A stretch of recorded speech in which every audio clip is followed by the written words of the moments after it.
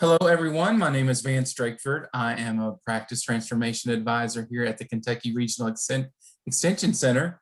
And I am joined today by my colleague, Robin Colonel. And she and I are going to go over the improvement activities performance category of the MIPS program. Before we start, I just wanted to let you know that the information in the presentation today is provided by the REC. And while we try to keep everything up to date and correct, we're not going to make any representations or warranties about the suitability, reliability, accuracy, or availability of this content. As most of you all may know, we offer a lot of different services. We've been in existence now for about 10 years. We help providers and healthcare organizations across the state with lots of different programs, from promoting interoperability, formerly meaningful use, SRAs, PCMH, and PCSP consulting services, as well as telehealth services, hospital services, all kinds of things that we provide for our institutions. So as we get into the MIPS program and dive into this category, let's kind of refresh our memories a little bit and talk about overall of the MIPS program. So we've got year 5's timeline up here, and January through December of 2020 was the 4th year performance year. And that's where you had a potential of having a plus or minus of a negative, positive or negative payment adjustment. The final rule was released back in December of this past year. And now we're going to look into this 5th year. And that positive payment adjustment or negative payment adjustment is, again, set at that 9% that you could potentially gain or lose. So as we want to look at, the most important thing here is looking at this program year, 2021. The minimum threshold to avoid any penalty is 60 out of 100 points. And in order to really try to gain any type of that positive adjustment, you want to look at that exceptional performer area, and that's going to be at 85 points or higher to get that split of that $500 million pool that's set aside to get that additional positive payment adjustment. Now, this year for the category weights, you're going to notice 2 of the categories that have changed. One of them is quality, and the other is cost. Quality is worth 40% now, and decreased from last year, and cost went up from last year. It's at 20. Now your improvement activities and your promoting interoperability category weights remain the same. And as we look towards the future at 2022 and after, you're going to notice that those weights are going to change again for quality and cost to 30 and 30. So they'll both be equal at that percentage. And that will remain those category weights from here on out after next year. So we've got one more moving of those percentages for those category weights next year. But for this year, quality and cost are at 40 and 20. And for this specific category, we're looking at it's worth 15% of the score. Now, as we dive into improvement activities category, for that specific category is worth 40 points for that you can earn. You can do a combination of the improvement activities that you can choose from that are either weighted, medium weighted, or highly weighted.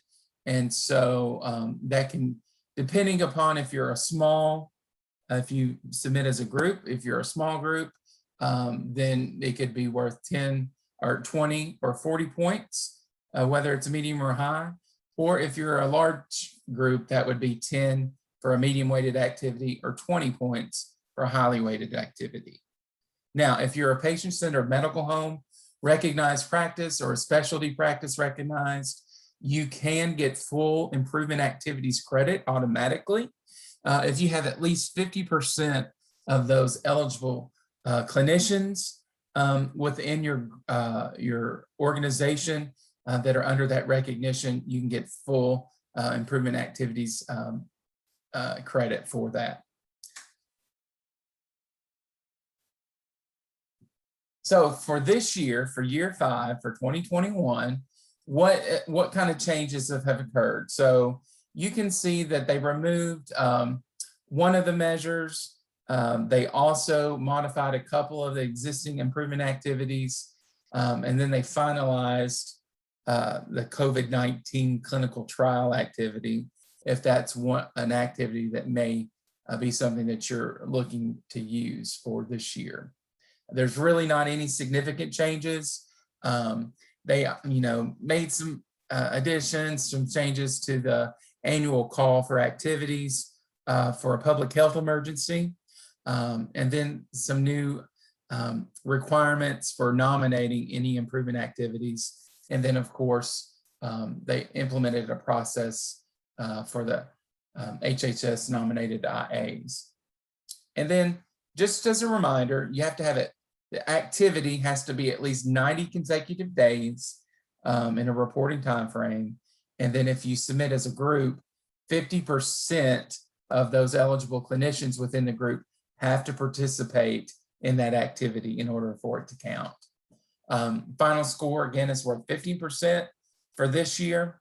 And then you can either submit it, log in and upload that through an EHR report, or you can just log in and attest, which most people do, or do it directly through your API.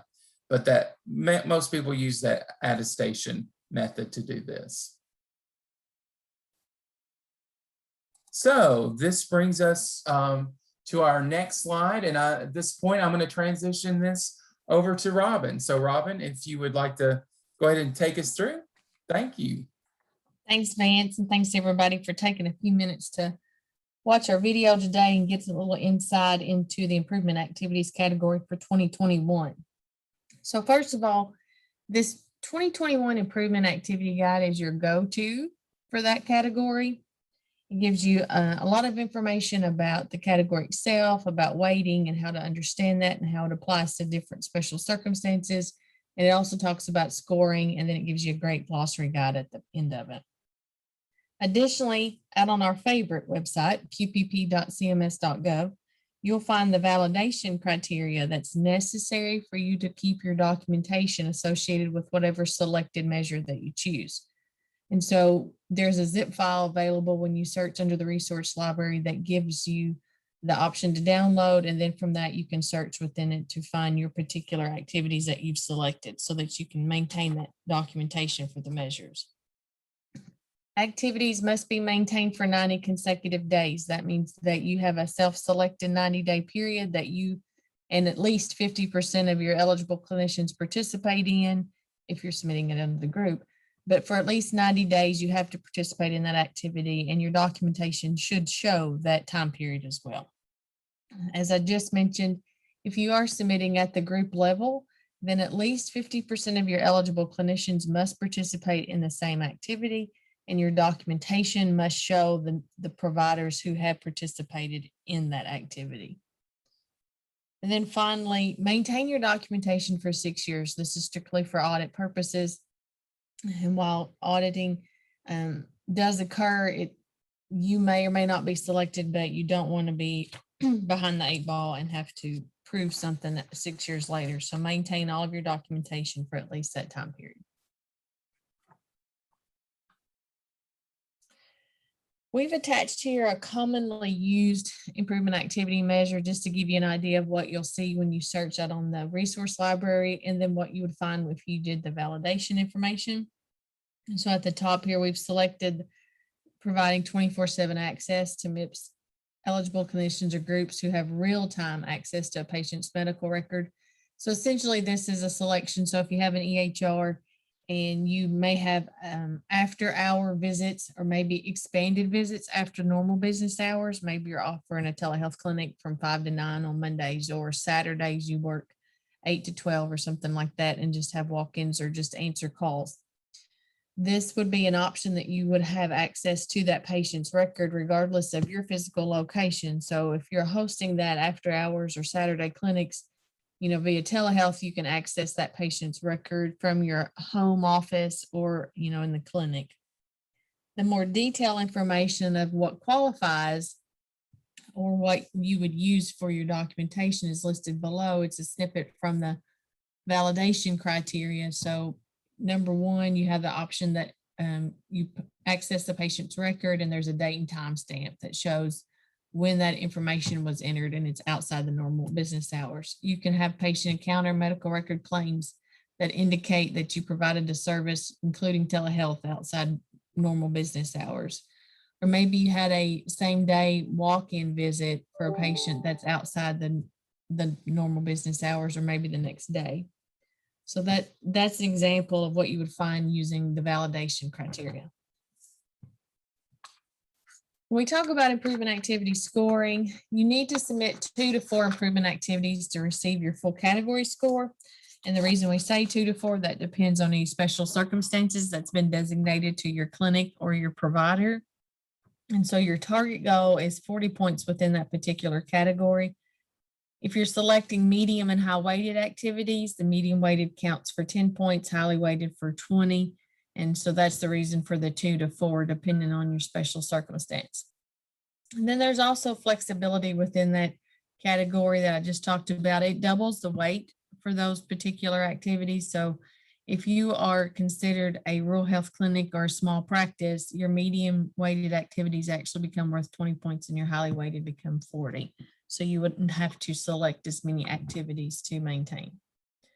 Additionally, if your practice or at least 50% of your service locations are designated as PCMH and as such documented within the PACO system, then you can use PCMH to fulfill that category requirement.